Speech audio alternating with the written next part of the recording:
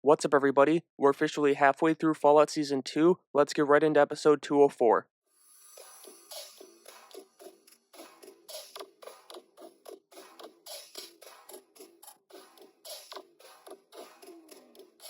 We got started like we have so many times with a flashback for Coop, and this one took us back to Alaska when he was a Marine fighting the Reds. We saw a White Knight for a brief moment, seeing bits of what we heard last week, and then bits of what we heard in Season 1 as the mech suits are flawed. But the big thing here was the introduction of the Deathclaw for the show. I know these are from the games, but that's about all I know about them. I can't wait to see a full sequence with the Beast next week. But sticking with this week's episode and jumping to the present day in the Wasteland, the boys are back together. Max and Thaddeus are covering up Xander's death, and I love that Johnny Pemberton is getting more than just that cameo in episode 3. This was another great duo that Aaron Moden's been a part of through the 2 seasons of the show. It was one of the highlights of the back half of the first season, in my opinion. Then you've got the drama down in the vault stemming from Norm, leading Buds to the surface. I feel like this conversation that we saw between Stephanie and Betty here in 204 was meant to mirror a conversation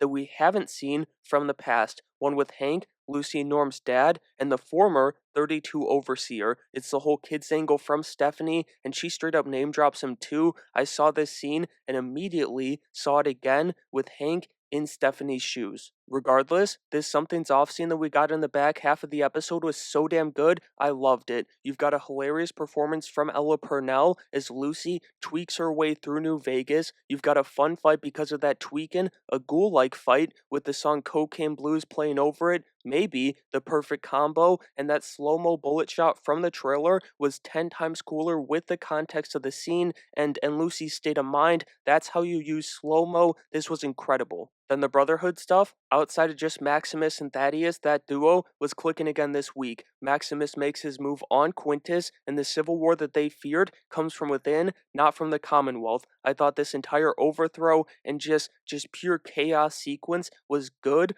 but are we running back the whole fight for cold fusion now? Like, I don't know if that's a route that I really care to go down again. Hopefully, they just bring something new to the table here in Season 2. With that being said, 204 came to a close with round 2 of the Deathclaw. Well, not a full round, and I do kind of doubt that it's the same Deathclaw that we saw in the flashback, but either way, they hit the bell and then cut to commercial. It's a cool cliffhanger, and I'm realizing that I really need to learn a whole lot more about this beast. Like, is there any difference in the pre and post-war versions? This one seemed a bit bigger, but the intricate camera work in the flashback kind of makes it hard to tell. So if you played the games, let me know what's going on down in the comments below, but I'm just excited to see more of the Wasteland Predator. At the end of the day, this was a get-right week for the show. 203, it felt a bit off to me, like it didn't fit in, and they got the train rolling again here in 204. They were in their bag with the comedy, from the roles reversed with Lucy and the ghoul to everything with Thaddeus. We got a good flashback once again from the show, and they topped it all off with some solid vault drama. I can't wait to see how it all collides